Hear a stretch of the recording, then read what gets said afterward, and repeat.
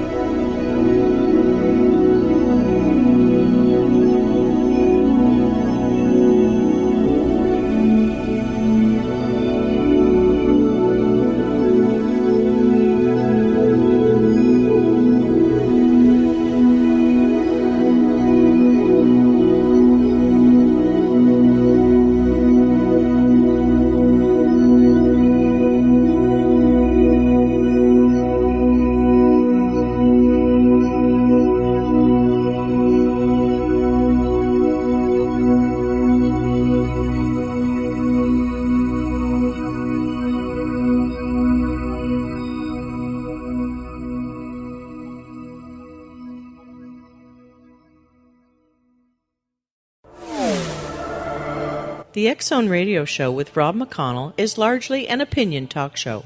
All opinions, comments, or statements of fact expressed by Rob McConnell's guests are strictly their own and are not to be construed as those of the X-Zone Radio Show or endorsed in any manner by Rob McConnell, Relmar McConnell Media Company, the X-Zone Broadcast Network, its affiliated networks, stations, employees, or advertisers.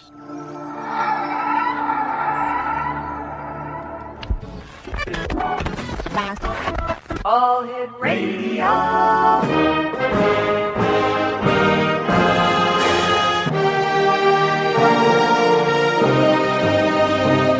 Welcome to the X-Zone, a place where fact is fiction and fiction is reality. Now, here's your host, Rob McConnell.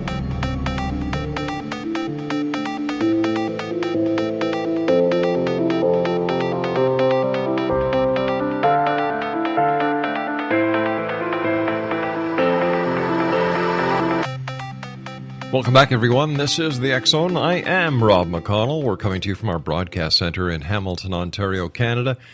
Right here on the Mutual Broadcast Network, Talkstar Radio Network, and, of course, the X-Zone Broadcast Network. If you'd like to send me an email, xzone at xzoneradiotv.com, on all social media sites, X-Zone Radio TV, and our radio website is www.xzoneradio.com.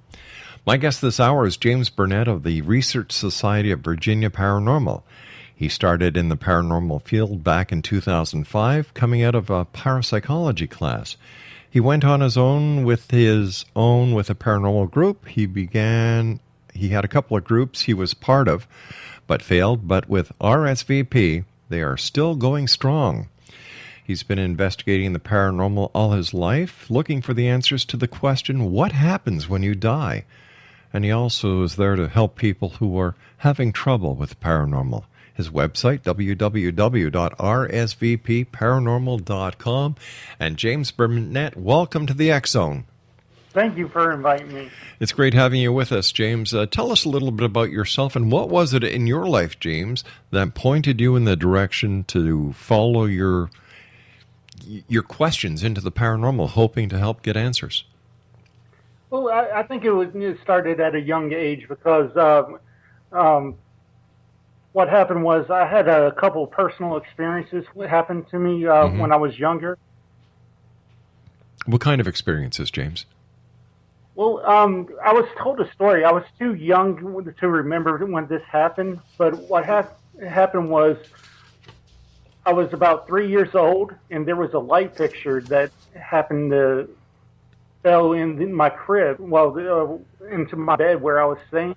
And from what I was told is that light fixture didn't break or anything, and it barely just missed my head. And they said it would have killed me if it hit my head. Okay, and how did this kind of get you into the paranormal? Do you think that there was some paranormal force that protected you? I really do think ever since I was younger, I was protected by something. Because when I was you know how kids have imaginary friends, and there's that theory that imaginary friends are actually, little kids actually seeing something that adults can't. Mm-hmm. Because they have that innocence, and that innocence is allowing them to see something that us as adults can't anymore. And from what I used to call my imaginary friend, I used to call him my other dad, which for some reason, I've never heard of any other kid, stating that they had another dad before. That's true. And neither have I. And what was kind of weird is I remember this time where we were at a bank and my dad was inside, and there was a gentleman that walked out, and I was like, "Hey, Mom, look, that's what my other dad looked like." And come to find out, my mom told me that man kind of looked like my grandfather, because that weekend we went up to go see my grandmother, and she showed me pictures of what he looked like. And come to find out, that gentleman that walked out of the bank, he was almost a spitting image of that man that I called my other father. Wow. That is, so do you believe in reincarnation? Do you think that reincarnation plays a part in the paranormal? I think so. It's really hard to tell because, you get the religious groups out there, and, they say you either go to heaven or hell. Or I was actually watching this one preacher. He gave his theory on purgatory, where purgatory for ghosts is actually them being stuck on where they're at, and that's why they can't move on. Wow. James, stand by. You and I have to take a short break. We'll be back in a couple of moments. Exonation, James Burnett is my special guest. He is the founder of Research Society of Virginia Paranormal, and their website is www.rsvpparanormal.com. This is the X-Zone. I am Rob McConnell. And you know what? This is a place where people dare to believe, dare to be heard. It's a place where fact is fiction and fiction is reality. And James and I will be back discussing more from the world of the paranormal and the science of parapsychology when we come back from this break. Don't go away.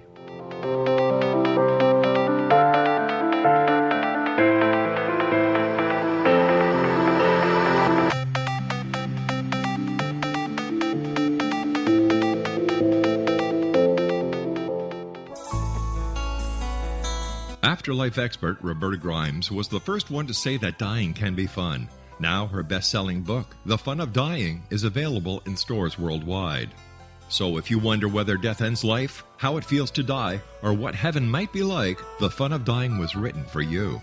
And if you have always been afraid of death, or if you worry that your life has no meaning, let The Fun of Dying ease your fears and bring new meaning to your life. Nothing said in The Fun of Dying is based on the teachings of any religion. Instead, Roberta draws on evidence to explain how death happens, how it feels, and what comes next. A lot of the best death-related evidence was produced in the first half of the 20th century. When it is put together with recent discoveries, it tells a consistent and amazing story. Roberta Grimes blogs and answers questions at robertagrimes.com. Her wonderful book, The Fun of Dying, is available on Amazon and at stores worldwide wherever books are sold. You're listening to the X-Zone Broadcast Network, www.xzbn.net.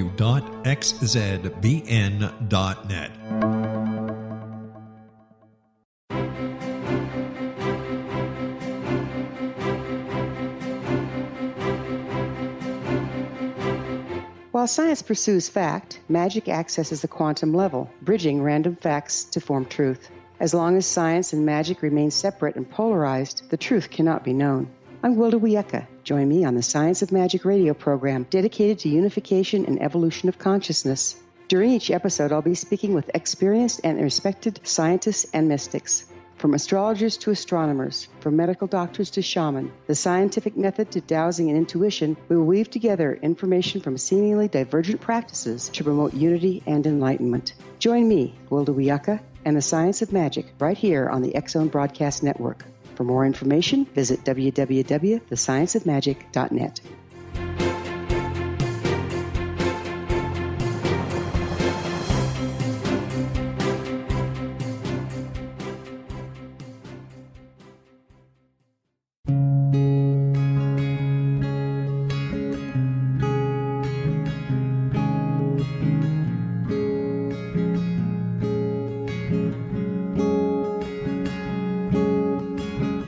Starr began to demonstrate a metaphysical connection to the spirit world as a little girl. Her family noticed the connection, but it was a great-grandmother who told the family that Linnea was indeed gifted. The great-grandmother, who was also gifted, felt that Linnea had indeed inherited these attributes. It has been noticed that oftentimes such things are passed down through the generations.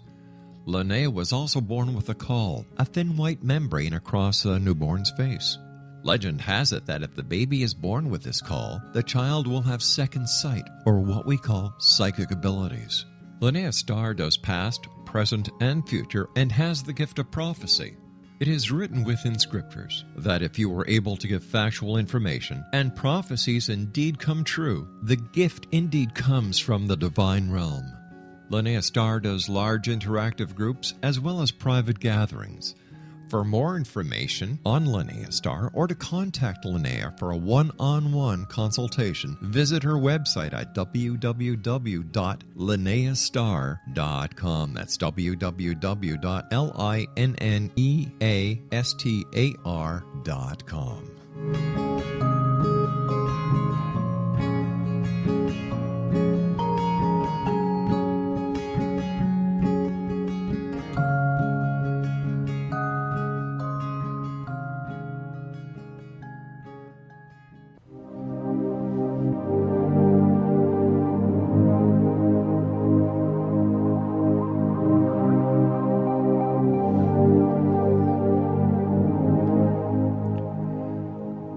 James Burnett of Research Society of Virginia Paranormal is our special guest this hour. Their website is www.rsvpparanormal.com.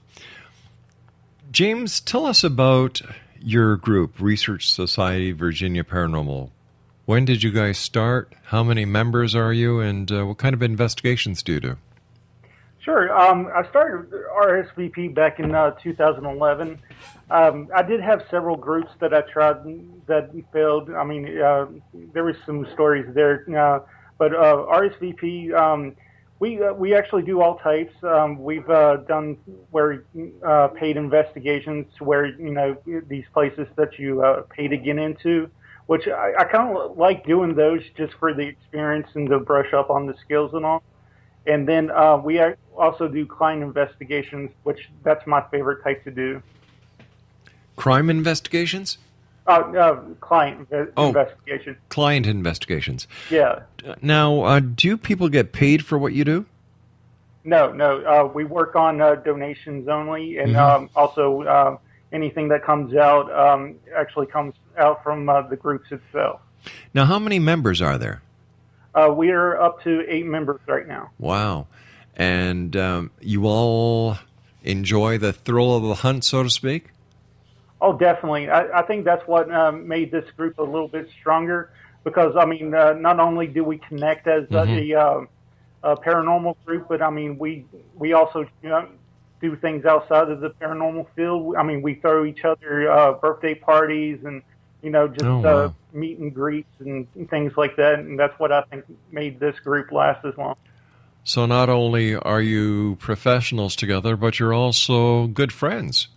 Yeah, definitely. Do you think that helps within the group so that you are able to read each other better, so to speak? Oh, yeah, because, I mean, once you start... Okay, well, one of the groups that I was a part of, I was the co-founder of. And I mean, it started off the same way. We was a tight knit group, and then all of a sudden we started to trail off from each other. I mean, we wasn't doing much outside of the paranormal, and it just got to the point where it wasn't any fun for me anymore. So I just ended up leaving and started all over again. And with this group, I mean, we've done everything from fundraisers to birthday parties. We're actually having a birthday party for the group that's coming up on May 28th.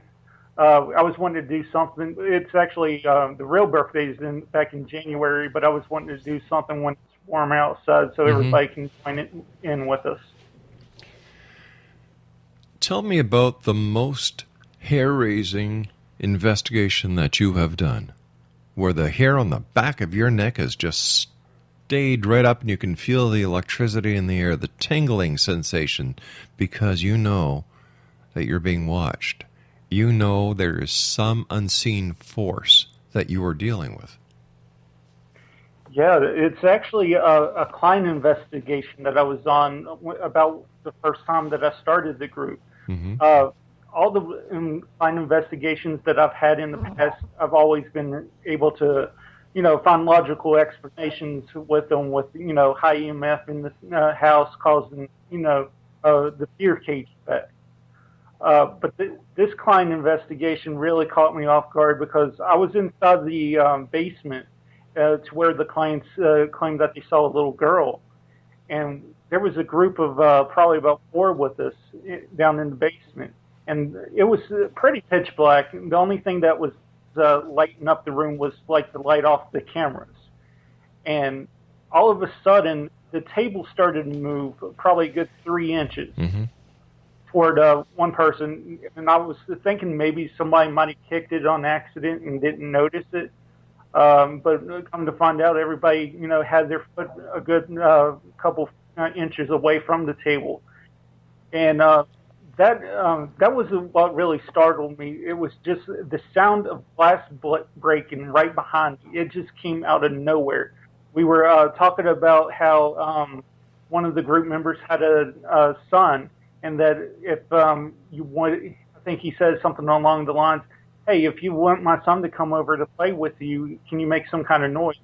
And then that's what it sounded like. It sounded like Christmas ornaments just popping out of nowhere. Wow. And it it startled me to the point where I was getting up trying to find if there was some kind of rodent or something, breaking something, but I can't explain what caused that noise. And it did it several times throughout the night. During an investigation, have you actually seen a full-fledged apparition? I can't say that I've seen an apparition. Now, I've questioned myself because when I saw this, I was at St. Albans Sanitarium in Radford, Virginia.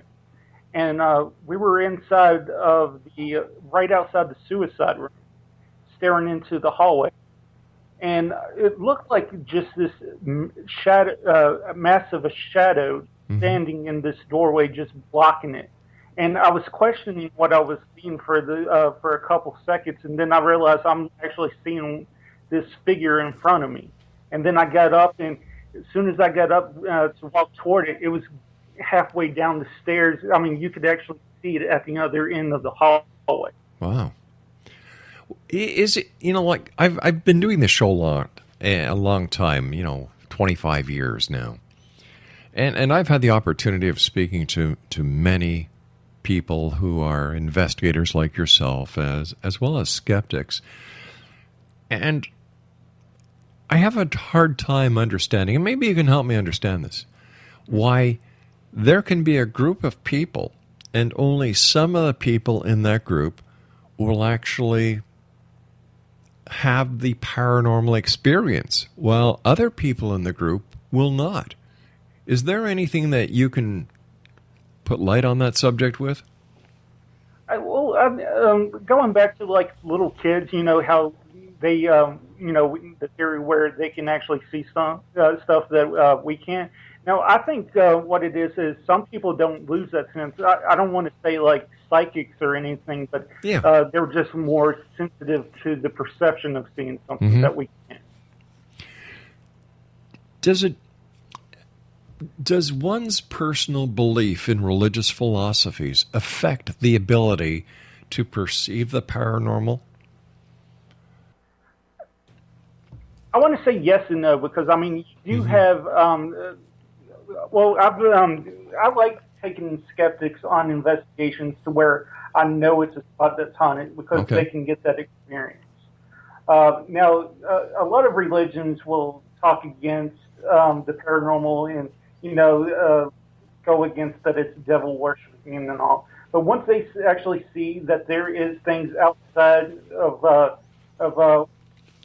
Bible, it's all it's like opening up your eyes for the first time. Yeah, it's funny because the Bible itself is the biggest, as far as I'm concerned, the biggest proof that the paranormal does exist.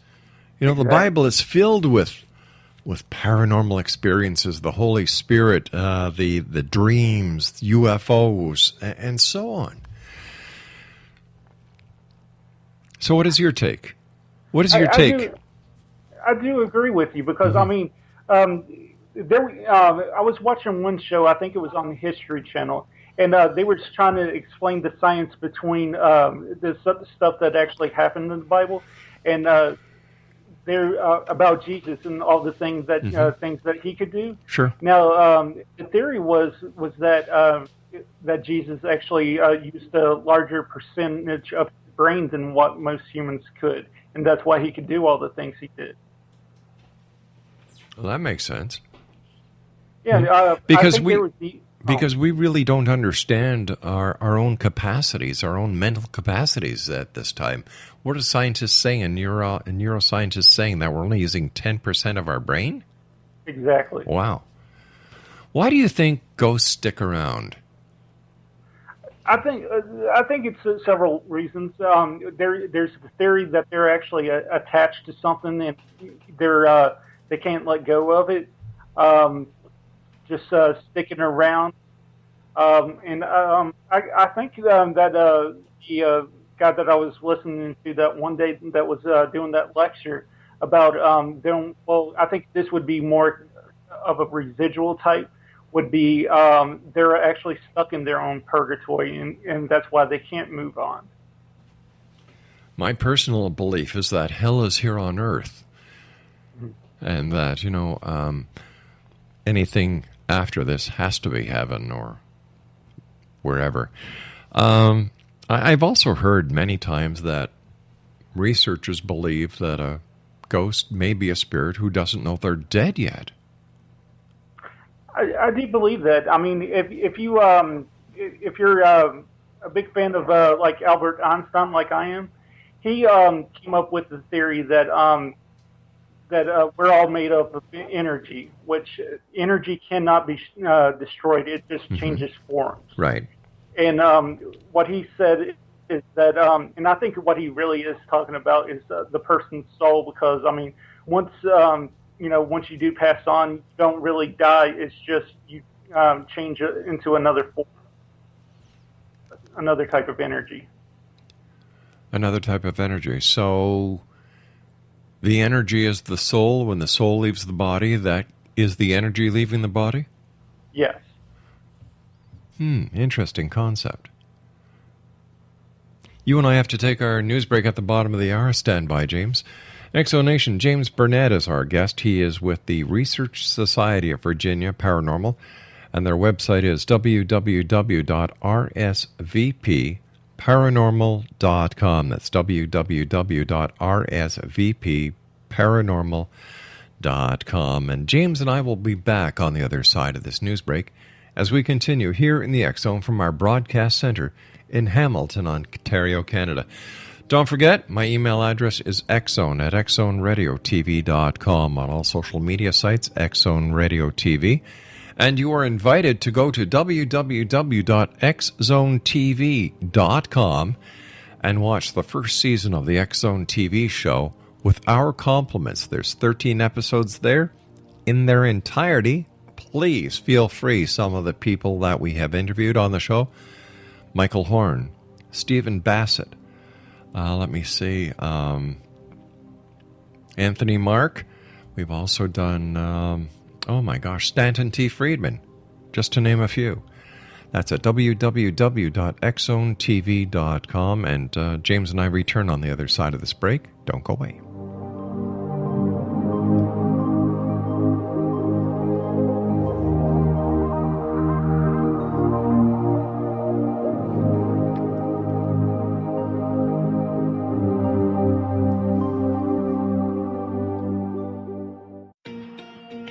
Wouldn't you love to know the secret to everything?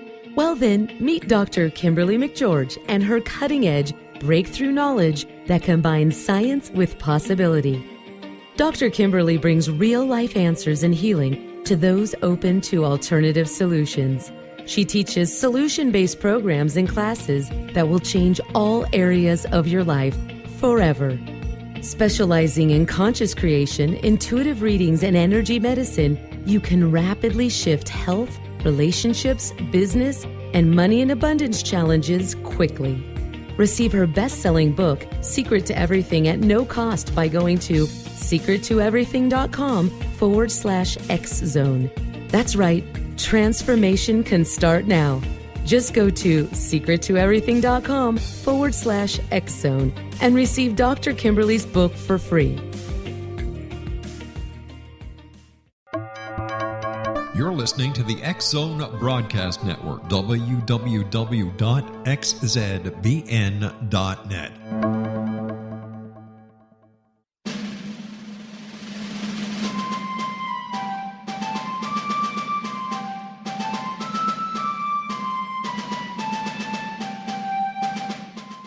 Thomas Jefferson was a Burgess of 27 when he met Martha Wales Skelton, a 22-year-old widowed heiress who was fondly called Patty by her family. They were married on January the 1st, 1772, and they took up residence in a cabin on the building site on top of a Virginia mountain that Thomas had named Monticello. As Thomas and Patty slowly built their first version of the great house at Monticello, the Revolutionary War was heating up. Patty, with difficulty, bore 5 children, but only 2 girls survived. Thomas's political career developed to the point where he was often away from home, but after he authored and signed the Declaration of Independence in Philadelphia, he resolved never again to leave his wife. He was elected the governor of Virginia, just as that state became the Revolution's last battleground.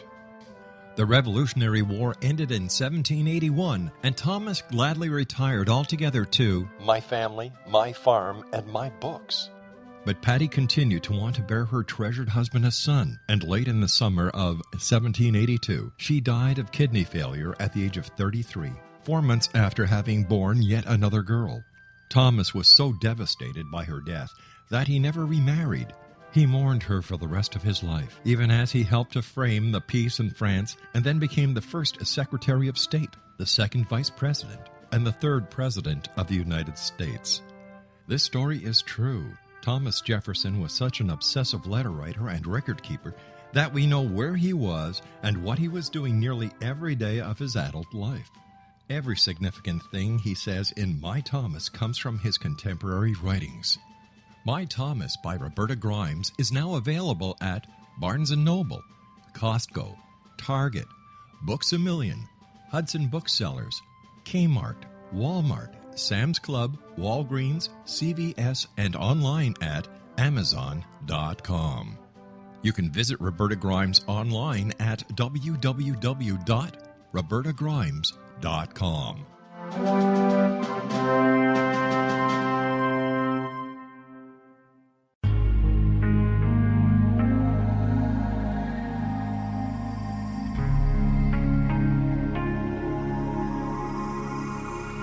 The scientist and the mystic have been on an age-old, relentless search with one thing in common. They seek truth. Their paths converge in the 40,000-year-old practice of shamanism, an ancient science delving to the quantum level of life, facilitating healing, manifestation, and evolution. I'm Gwilda Wiyaka, the founder and director of Path Home Shamanic Arts School, a unique Colorado State-certified occupational school, training shamanic practitioners and teachers.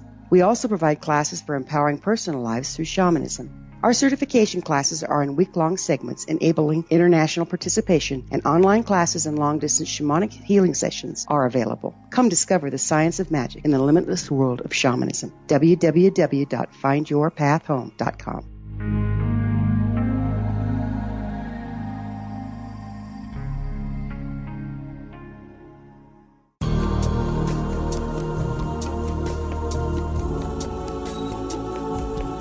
Unwilling to be the government's deadly assassin, gifted psychic Kahara Mitchell went AWOL and ended up buried under rubble in the wake of a great tsunami. She regained consciousness far from Earth on the medical ship of a Daguerrean intergalactic fleet.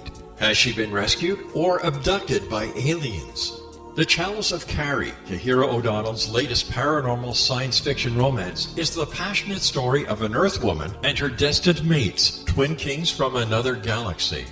Kahara uses her gifts fighting alongside Lords Rom and Ra in a war that will determine the destiny of galaxies. The Chalice of Carrie by Kahira O'Donnell is now available at KahiraO'Donnell.com or at Amazon.com.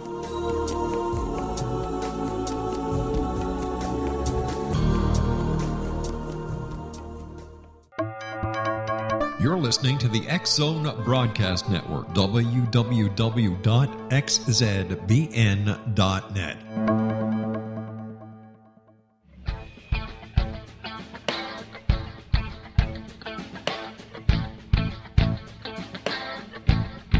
What happened in Benghazi is revealed by Nicholas Genix, author of Obama, Islam, and Benghazi. He informs the American people that President Obama deceived them by advocating a strong foreign policy prior to the 2012 presidential election, and Hillary Clinton supported this deception. As the title infers, there is a connection between Obama, Islam, and Benghazi. Ample evidence informs Americans that Obama's early indoctrination in the Quran developed an affinity for Islam, why the Quran is the source of discontent in many countries, and why the Obama foreign policy deception led to poor military action and caused the loss of American lives in Benghazi.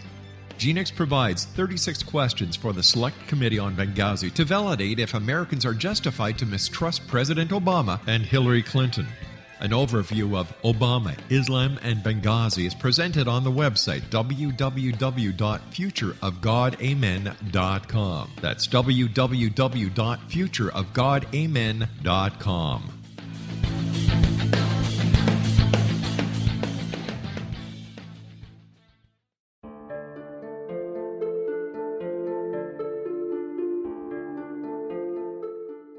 Annie Callahan, dedicated to negotiating a position for Earth within the Daguerrean Coalition, had trained for 3 years to become an Earth ambassador. Yet, the very eve of her arrival at the capital ruling planet, she is claimed as destined mate to an oversized, mating-maddened vamp who swears he will never release her. Lord Aztaran, king of the Macian sector, has waited over 900 years for his destined mate. Having found her as an alpha vamp, he is unable to relinquish Annie, virtually holding her hostage until he can claim her. Yet Macians cannot survive without their mate's love. How could he strip her of her citizenship, her ambassadorship, and her freedom and expect to win her heart? With All That I Am by Kahira O'Donnell is the latest book in this exciting series, The Daguerrean Chronicles, guaranteed to keep readers coming back for more. With All That I Am by Kahira O'Donnell is available on Amazon.com and KahiraO'Donnell.com.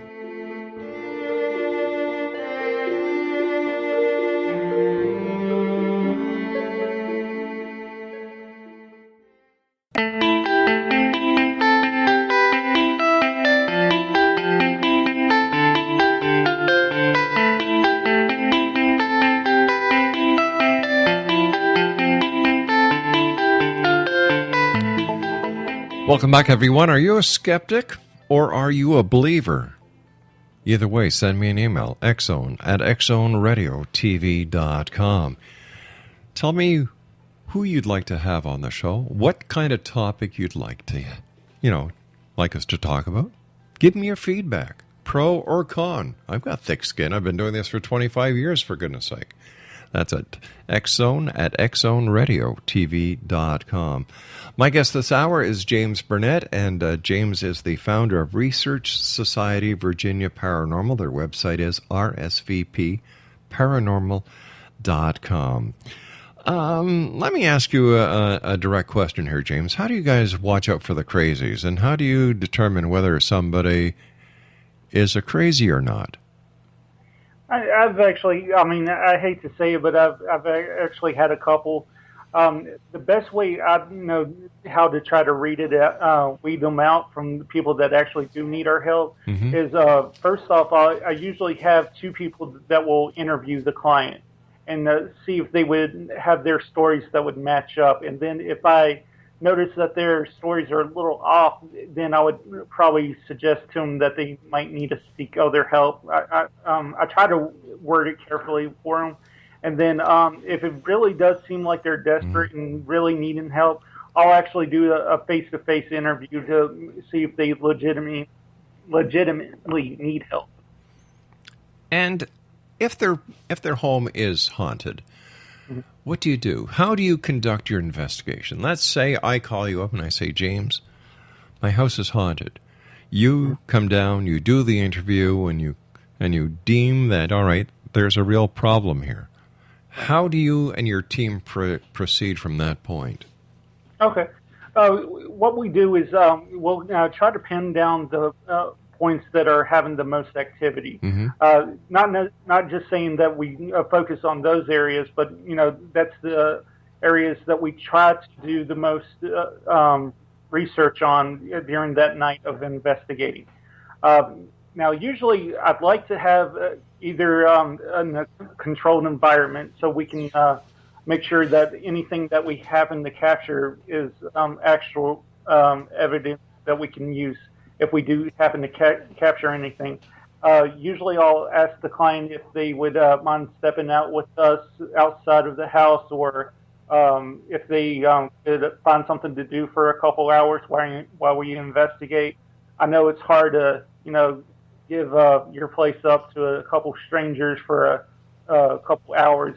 I mean, they're more than welcome to stay with us and, see how the process is done.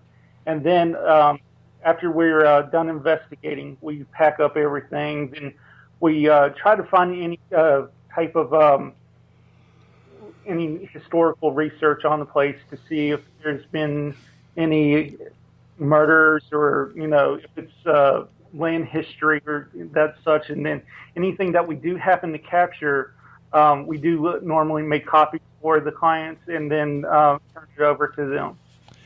What kind of equipment do you use? We have everything from a DVR system, several EMF meters, just normal digital voice recorders. Then we have a couple handheld cameras for point of vision. What is, in your opinion, the best evidence that you and your team has collected that the paranormal is real? I would have to say it was going back to St. Albans, because what the story is, and I have the video and audio of this as well. I was heading downstairs to meet up with a couple of investigators.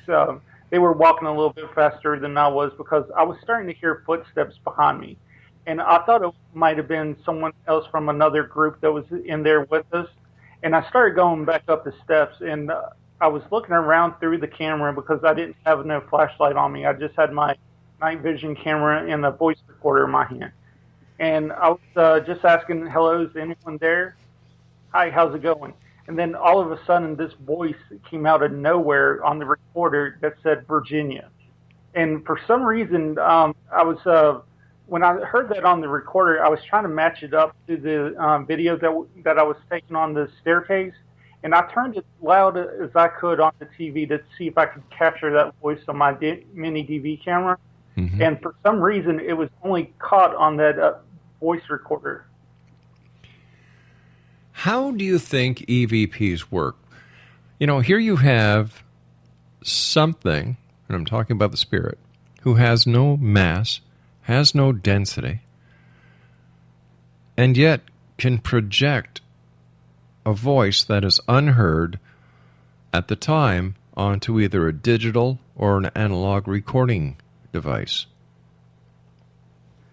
I think there's a way that there would be, since they don't have any vocal cords, there's a way that they would be able to manipulate it to make it sound like they actually talk.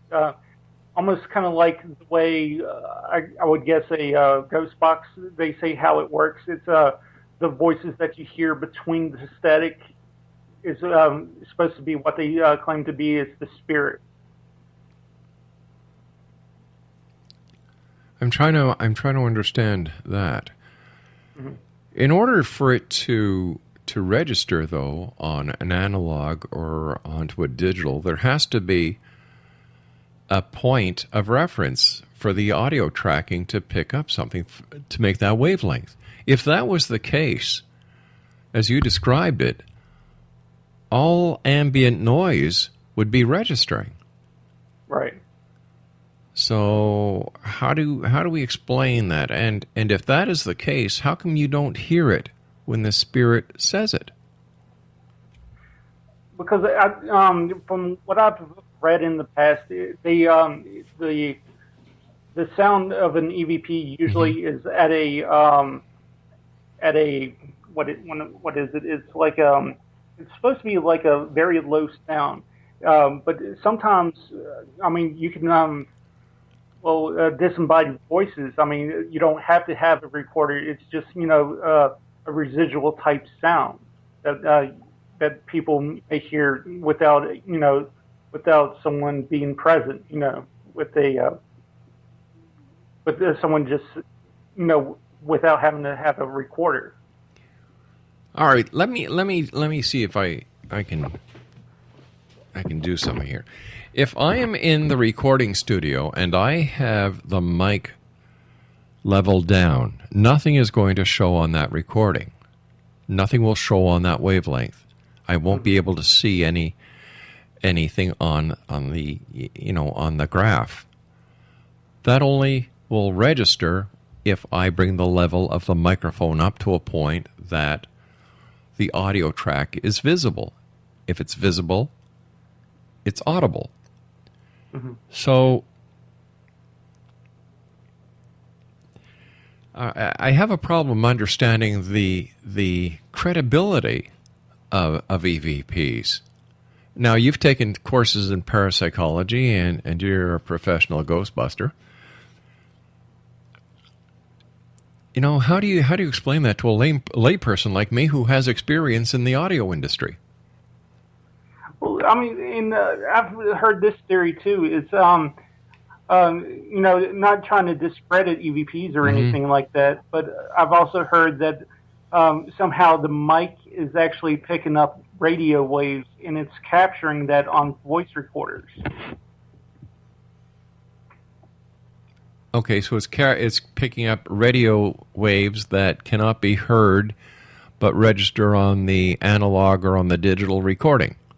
Right, because, if you think about, we're always surrounded by some type of either radio wave mm-hmm. or, Wi-Fi signal, and, it's just really, hard to tell what, can actually be picked up on a recorder. So would it be safe to say that the actual mechanics of EVP recordings is still not known? Right. What I would find out would probably be a good EVP is if you ask it a direct question and, just like you having a conversation with someone, mm-hmm. you get a direct answer just seconds after you ask it. Well, there's many people I've had conversations with. I ask a direct question and I never get an answer. Listen, there's a lot of television shows on right now about ghost hunting, ghost researchers, the paranormal. How real are these shows?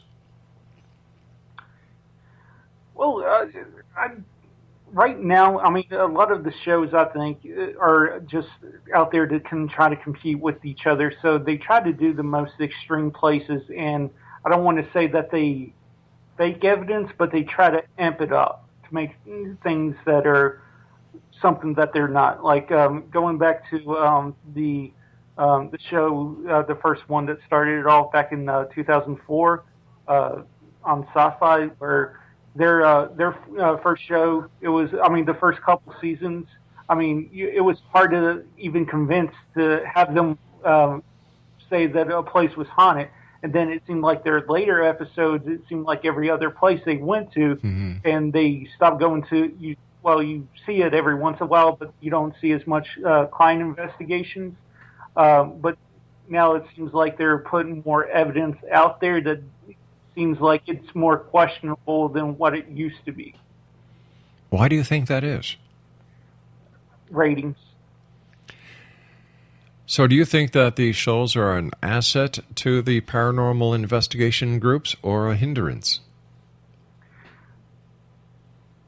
I think it helped it out to get it out there a little bit more for it to be accepted, because, I mean, you know, when I first started to get into it when I was a young kid, you know, I thought you had to have a degree in parapsychology to, you know, to actually be an investigator. And, you know, when I was taking my parapsychology class, I mean, they said only a little portion of it was actually having to deal with ghost hunting, and then a bigger portion of it was actually having to deal with more of the way the brain works with psychic abilities and all.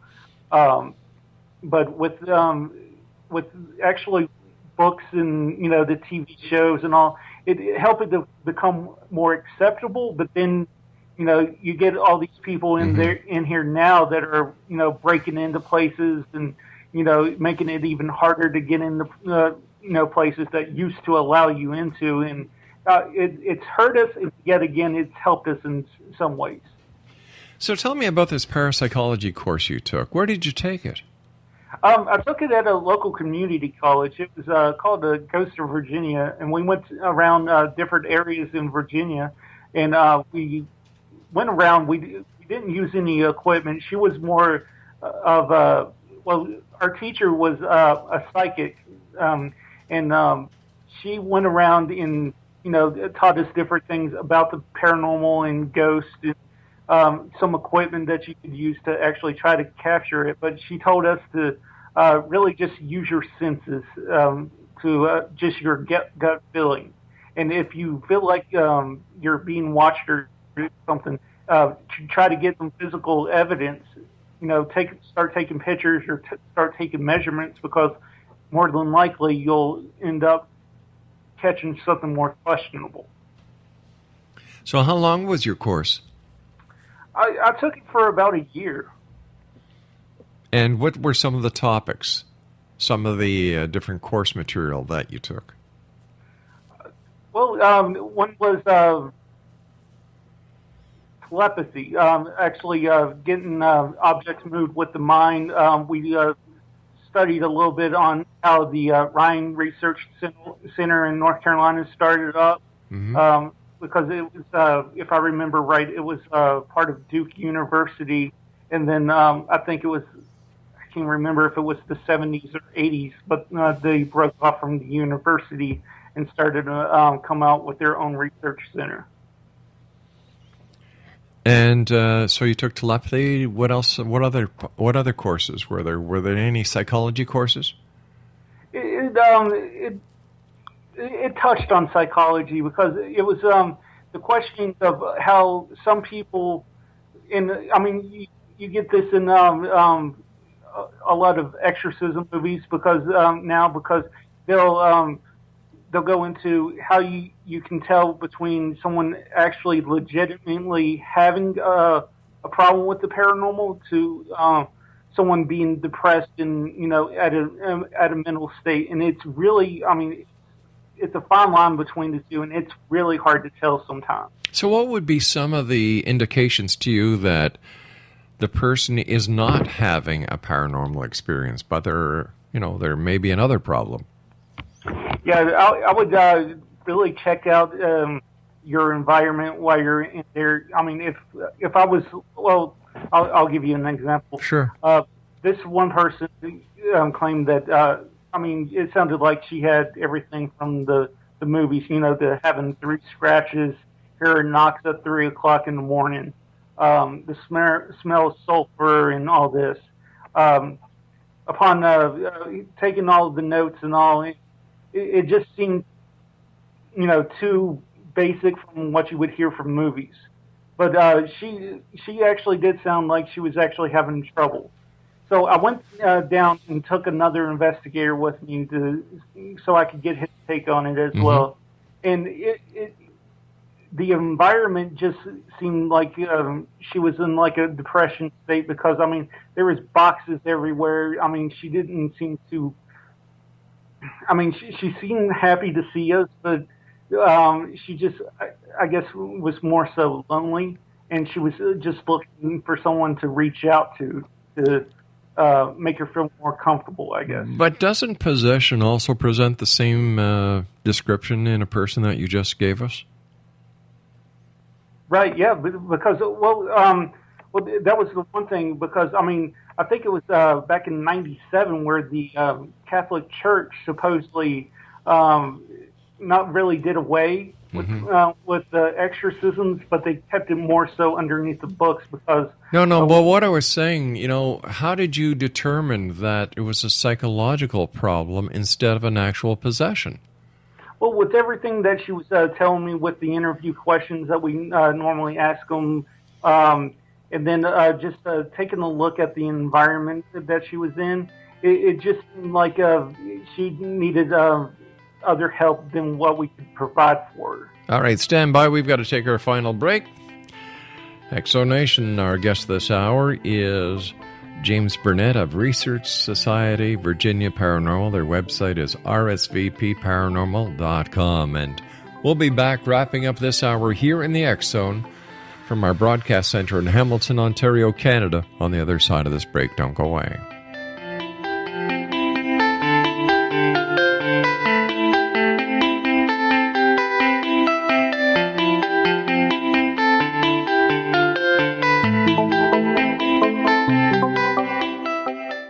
Children aren't the only ones afraid of the dark.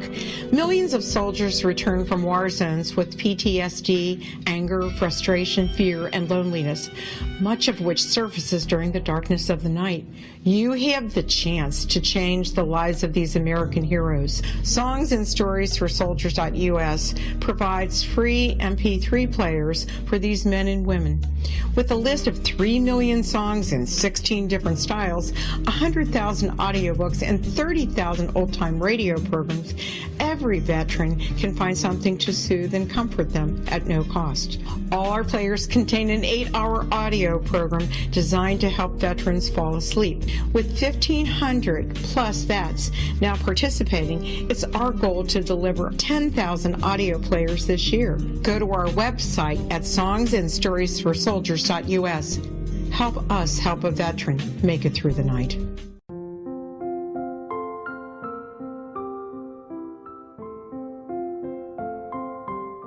I am Dr. Carl O'Helvey, founder, president of a new cancer foundation focusing on evidence-based physical, mental, and spiritual interventions, including natural cancer cures, prayer, meditation, affirmations, nutrition, and other related holistic cancer prevention and cure modalities. These are used in cancer education, research, and financing care. I ask for your help to continue this important work by donating at www.holisticcancerfoundation.com.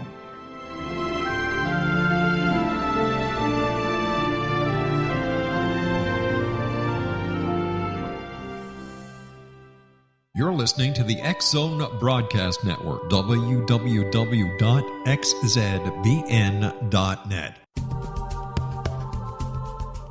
If you enjoy reading a good mystery with a touch of the paranormal, then you'll love From Out of the Woodwork by William S. Peckham.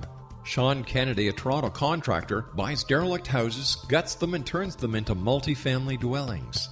When Sean buys 29 Livery Lane, a century house in ruins, and starts the renovation, the house fights back. He is visited by ghosts of owners past. His visions are triggered by touching an oak mantle, reading a faded letter, opening an old locket, or opening a brand new casket in the basement. These visions will take you on a trip across southern Ontario from Niagara Falls to Toronto to Kingston. From Out of the Woodwork is now available in paperback and on your favorite electronic reader. To order your copy of From Out of the Woodwork, go to www.williamspeckham.com. That's www.williamspeckham.com.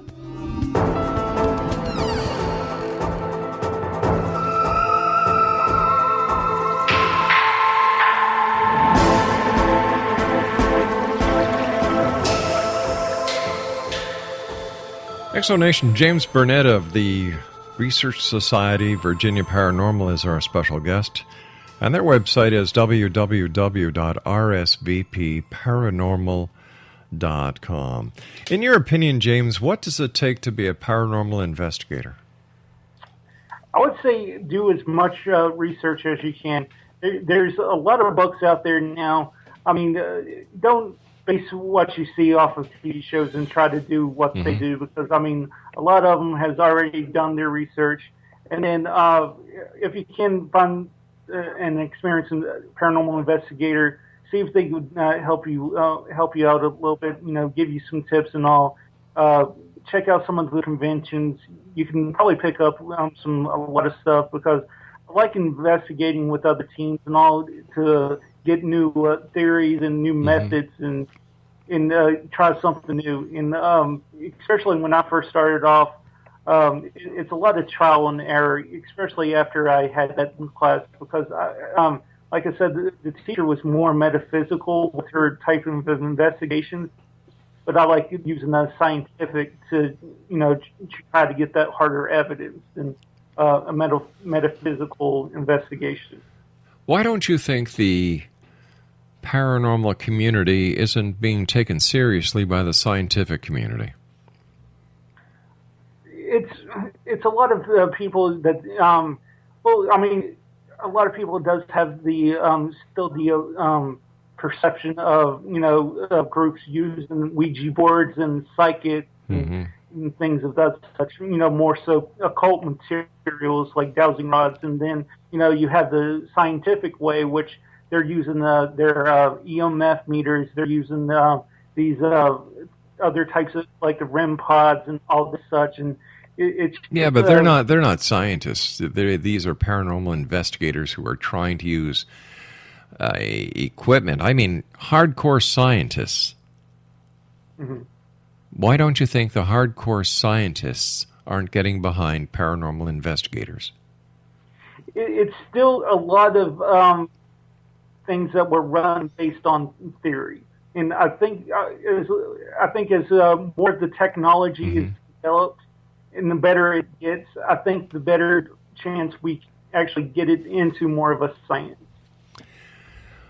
Wow. So where do you think the paranormal investigations will ultimately lead you and your group? I hope we're still doing what we're doing, because, I mean, I just, like I said, helping more clients out, because, I mean, once you actually, you know, say, hey, we did this investigation, and you're not alone, because there is some evidence that we caught and we'd like to show you. And, I mean, just seeing the relief on their face when I tell them that, I mean, that's more than enough. I mean, that's what I love doing this. James, I want to thank you so much for joining us tonight. It's been a great pleasure talking to you, and continued success. And if you ever find that ultimate evidence, let me know. We'll get you back on the show. All right, thank you. Good night now.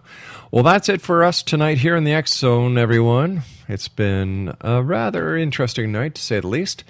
And we'll be back tomorrow night as, once again, we continue our search, our quest, our investigation into the world of the paranormal and the science of parapsychology.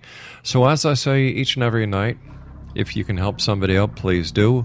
I believe we are each other's keeper, and if you're not part of the solution, you're part of the problem. So until tomorrow night, my good friends, I want to thank my senior producer, my lovely wife, Laura Rogers, and thank you for allowing us to be part of your day or night, no matter where you are. So until tomorrow, X-Zone Nation, always remember, keep your eyes to the sky and your heart to the light. Good night, everyone.